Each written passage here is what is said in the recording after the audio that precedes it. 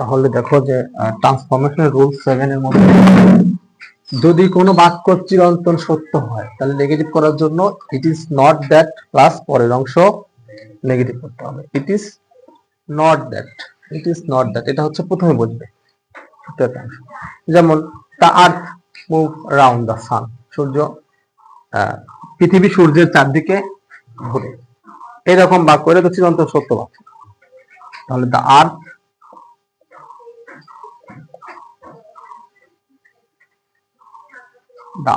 কি বলবো, is round, the earth is round, earth is মানে কি যে দ্য আর্থ ইজ রাউন্ড, পৃথিবী গোল। আসলে এটা সত্য বাক্য, বৈজ্ঞানিক সত্য, যেটাই বলি পৃথিবী গোল। এটাকে যদি নেগেটিভ করতে গেলে আমাদের আসলে কি কি বাধার সম্মুখীন হতে হয়। ধরো যে আমরা যদি নেগেটিভ করতে চাই যে প্রচলিত অর্থে যে the earth is not round, যদি ইজ নট রাউন্ড বলে দিই সেক্ষেত্রে একটু ঝামেলা আছে। ঝামেলাটা কি যে পৃথিবী গোলাকার নয়, ব্যাপারটা ভালো হলো না। তাহলে সেক্ষেত্রে আমাদের অর্থই চেঞ্জ হয়ে যাচ্ছে। যেন অর্থ চেঞ্জ না হয় সেজন্য আমরা কি বলবো, প্রথমে ইট is not that, it is not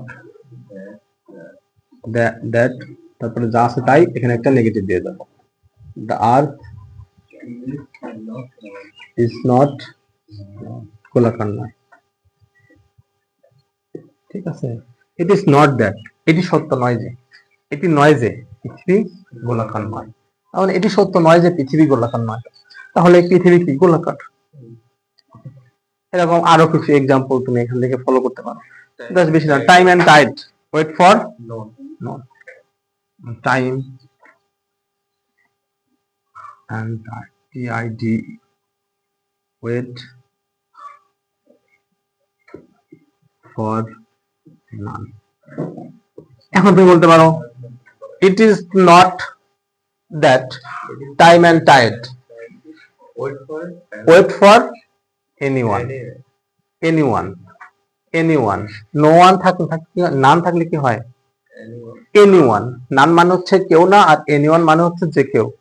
অর্থাৎ সেক্ষেত্রে তোমার মিনিংটা হয়তো কি, এটাকে নেগেটিভ করতে হবে। It is not that time and tide wait for anyone, wait for anyone হয়ে গেল। তাহলে এটা ছিল রুলস 7 এর মধ্যে চিরন্তন সত্য বাক্য হলে তাকে নেগেটিভ করার আমাদের প্রসিডিউর। এরপরে হচ্ছে রুলস কত 8, রুলস 8 এ 2.2, এটা অনেক সোজা। তাহলে এখন রুলস 8 দেখো, রুলস 8 হচ্ছে বাক্যে যদি 2.2 থাকে, রুলস 8 হচ্ছে বাক্যে 2.2, দেখো বাক্যে 2.2 থাকলে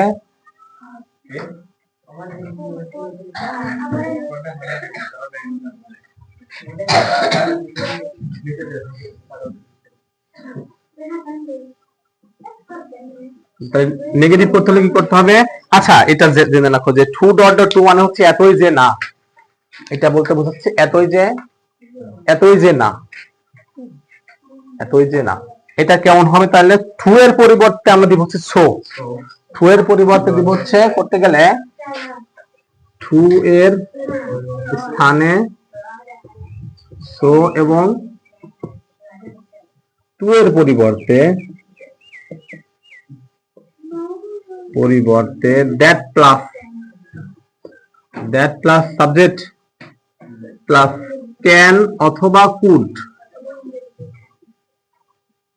নট, ক্যান নট অথবা could not plus verb 1 plus extension, এই ফরম্যাটে আমরা লিখবো। ঠিক আছে, আমি আবার একটু বলি যে বাক্যে যদি ট্রু ডট ডট ট্রু থাকে, ট্রু ডট ডট ট্রু অর্থ হচ্ছে এতই যে না নেগেটিভ ফর্ম, ঠিক আছে। তাহলে নেগেটিভ করতে গেলে আমরা ট্রু এর পরিবর্তে বসাবো হচ্ছে সো, এবং ট্রু এর পরিবর্তে বসাবো হচ্ছে দ্যাট প্লাস সাবজেক্ট। কথা হচ্ছে এই সাবজেক্টটা কই থেকে আসবে, প্রথম বাক্যের সাবজেক্ট থেকে আসবে। আমরা এখন দেখাবো প্লাস ক্যান অথবা could plus not plus verb one plus extension. তাহলে একটা এক্সাম্পল দিই, যেমন he is too weak to walk. এটা তাহলে ইংরেজি বাংলা মিনিংটা কি হবে? He is too weak to walk, মানে সে এতই দুর্বল যে হাঁটতে পারে না। উইক মানে হচ্ছে দুর্বল, সে এতই দুর্বল যে হাঁটতে পারে না। তাহলে যথারীতি আমরা আমাদের স্ট্রাকচার অনুসারে লিখে দিই। উইক মানে সাথে হয় কিভাবে?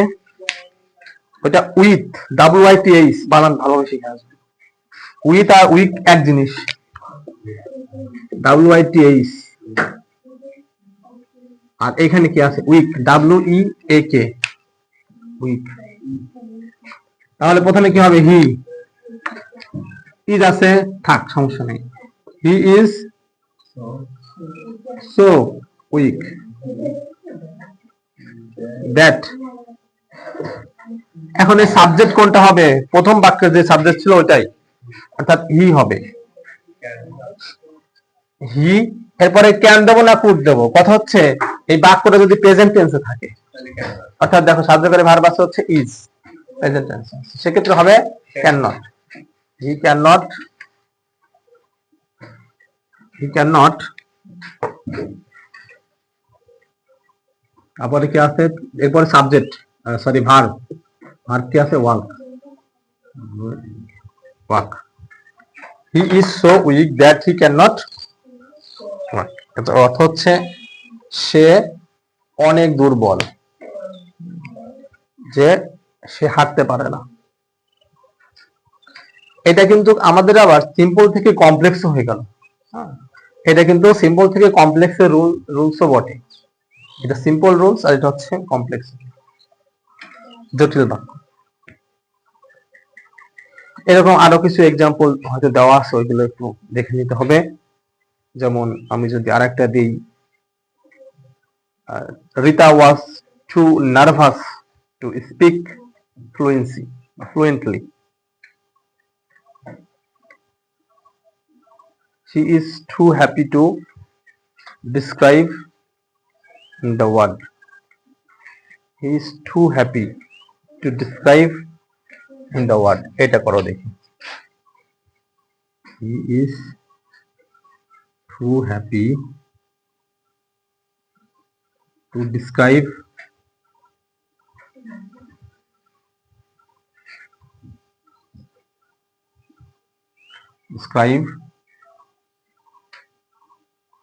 in a word. In a word. এ কথার অর্থ কি? সে এতই খুশি যে এক কথায়, হ্যাঁ ওয়ার্ড, WORD,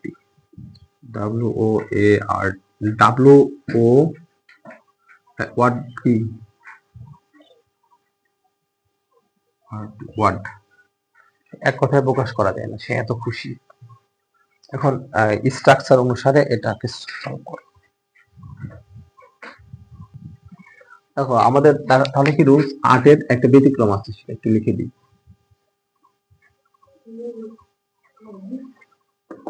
এখন ব্যাপারটা কেমন যে ধরো দা, ওয়েদার, আগে ছিল ফার্স্টে ব্যক্তিবাচক সাবজেক্ট ছিল, এখন ব্যক্তিবাচক না হয়ে ধরো কি বলবো এটাকে, অন্য কিছু মিনিং করে দেবো। ব্যক্তিবাচক না, বস্তুবাচক। Weather, the weather is too bad. খারাপ ওয়েদার বলতেছি আমরা যেটাকে। The weather is too bad for me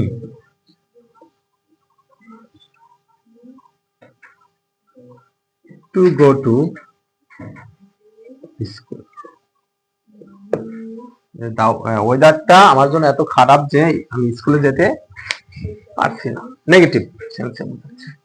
এখন এটাকে আমরা এই করবো, নেগেটিভ করবো। যথারীতি আগের মতো নিয়ম কি ছিল যে আপনার যখন যেখানে টু থাকবে সে জায়গাতে তো সো আমরা দিবই, ওটার কোনো ব্যত্যয় ঘটবে না, ঠিক আছে। তাহলে কি হবে, প্রথমে যে the weather is so bad. দেখো আমরা টু এর পরে কিন্তু অলরেডি সবসময় কি বলতেছি, অ্যাডজেক্টিভ বসাচ্ছি। আমি টু এর পরে কি বসে, অ্যাডজেক্টিভ বসে, আবার সো এর পরেও কিন্তু কি বসে, অ্যাডজেক্টিভ বসে। বুঝতে পারলে ঘটনা? ইজ সো ব্যাড দ্যাট, আমরা যথারীতি এটুকু তো ঠিক করছি। এইবার এই কথা হচ্ছে পরের টুকু, ফর মি, যে ওয়েদারটা খারাপ আমার জন্য। এখন এখানে অবজেক্ট কি আছে, মি আছে না, এটা এক্সট্রা অংশ, এটা হচ্ছে এক্সট্রা অংশ। এই এক্সট্রা অংশ থেকে আমরা সাবজেক্ট খুঁজে নেব, পরের বাক্যের সাবজেক্ট খুঁজে নেব। ব্যাড ব্যাড দ্যাট, তাহলে কি হবে, মি আছে, মি এর সাবজেক্ট কি, আই। এখানে যদি থাকতো যে ফর হিম, তাহলে কি দিতাম, হি দিতাম। বুঝতে পারলে? এটুক ধরেই আমরা কিন্তু আগাবো। তাহলে আই, দ্যাট আই। এবার কেন, যে বলছিলাম টু এর পরিবর্তে ক্যান অথবা কুড, তাহলে যেহেতু বাক্যটা প্রেজেন্ট টেন্সে আছে, ক্যান, ক্যান নট, তারপর জাস্ট।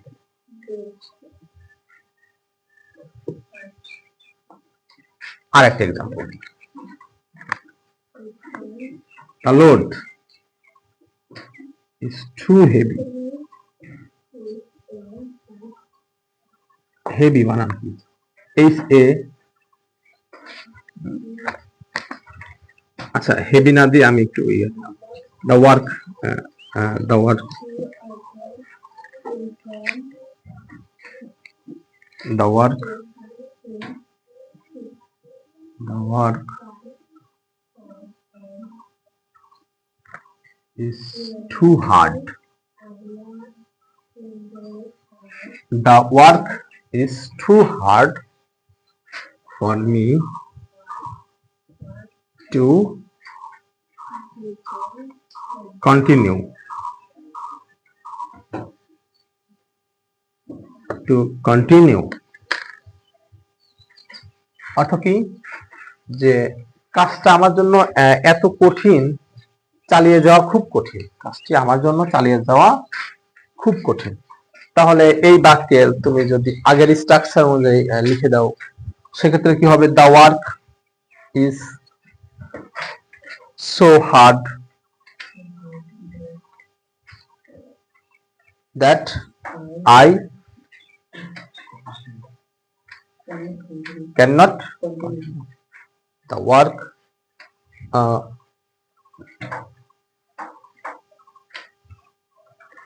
so hard.